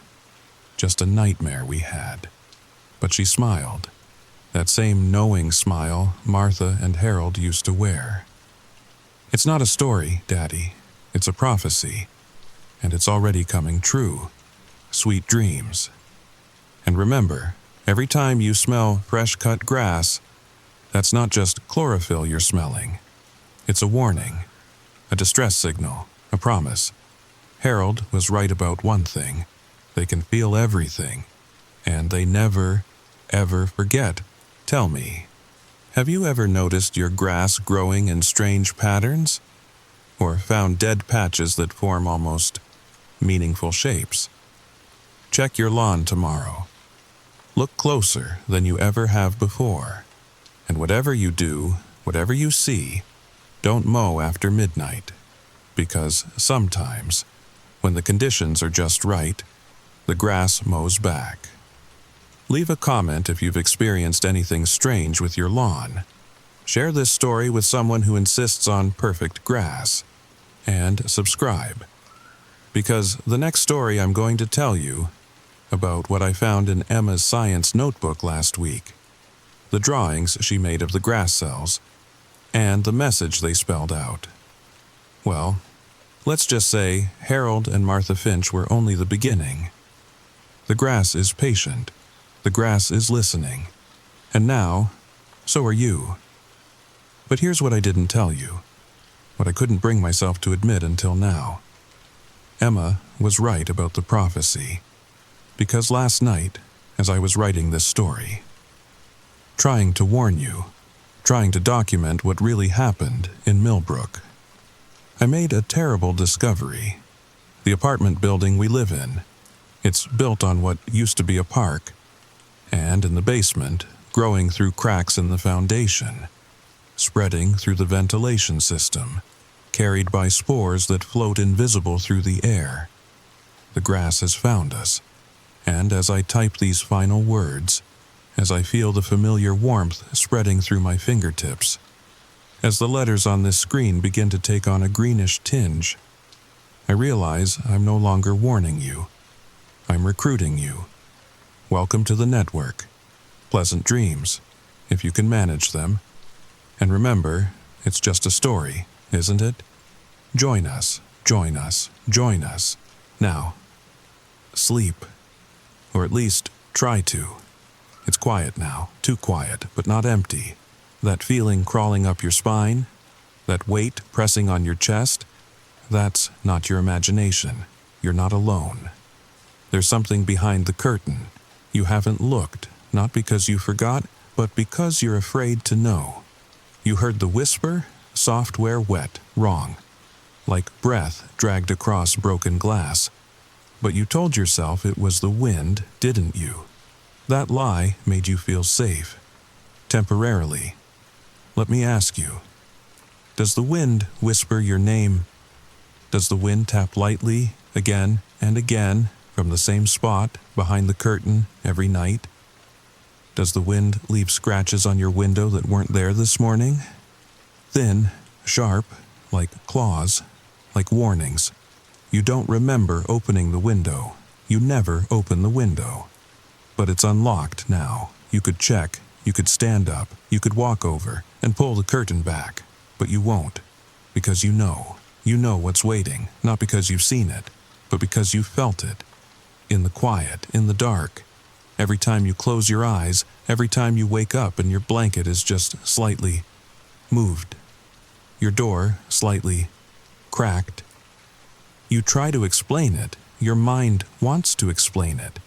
But that whisper, that sound that only comes when you're alone, when everything is still, when the night is at its deepest, that's not a dream, that's a presence. It doesn't want your fear, it wants your attention. It feeds on the moment you doubt yourself. The second you wonder if you heard something, the instant your heart rate rises. That's when it leans closer. It's been patient, watching, learning you like prey. You ever notice it never shows up when the lights are on, when someone's in the room? It waits for the ritual, the brushing of your teeth, the turning off of lights, the last look at your phone, the deep breath just before sleep. That's when it wakes up. That's when it stirs behind the curtain. Sometimes it watches you all night. Sometimes it moves. A shift in the shadow. A faint creak on the floorboards. The sound of fabric sliding over skin. And when you don't check, when you ignore it, that's when it comes closer. Not fast, not loud, just closer. You might feel a cold spot on the bed. You might feel breath on your neck.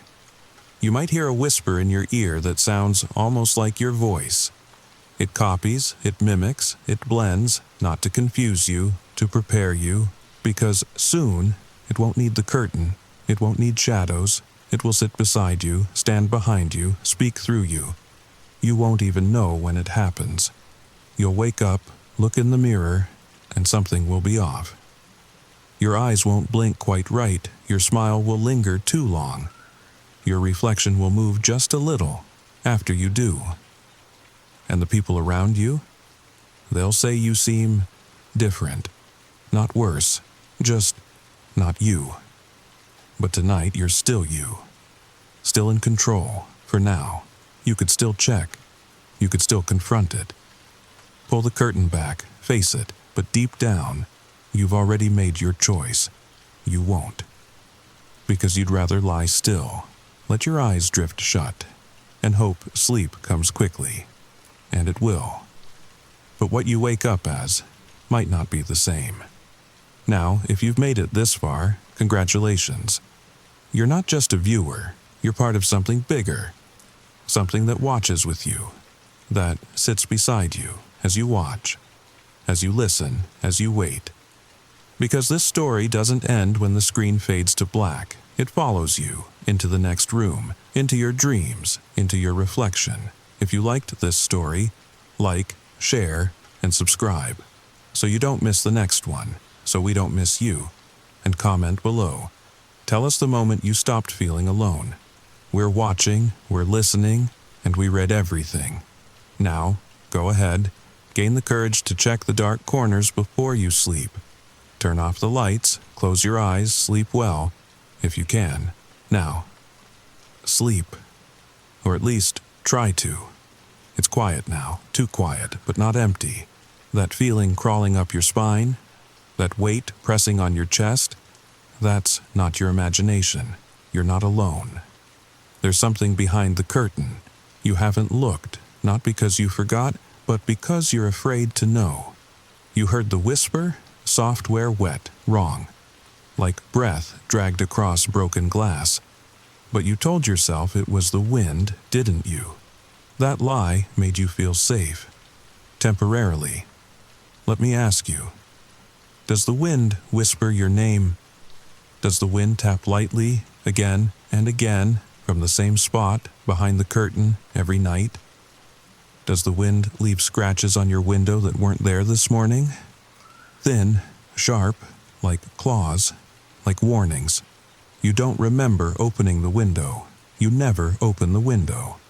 But it's unlocked now. You could check, you could stand up, you could walk over and pull the curtain back. But you won't. Because you know. You know what's waiting, not because you've seen it, but because you felt it. In the quiet, in the dark. Every time you close your eyes, every time you wake up and your blanket is just slightly moved. Your door slightly cracked. You try to explain it. Your mind wants to explain it.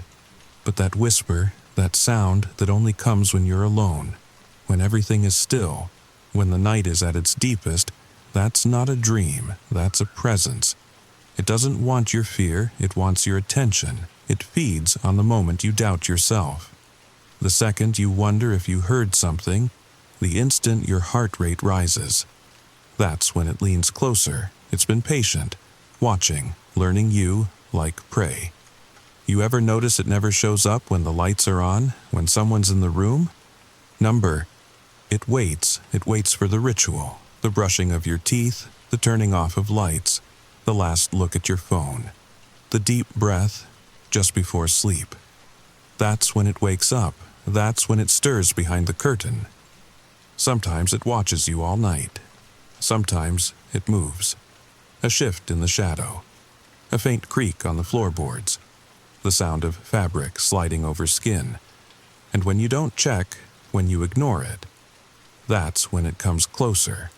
Not fast, not loud, just closer. You might feel a cold spot on the bed. You might feel breath on your neck. You might hear a whisper in your ear that sounds almost like your voice.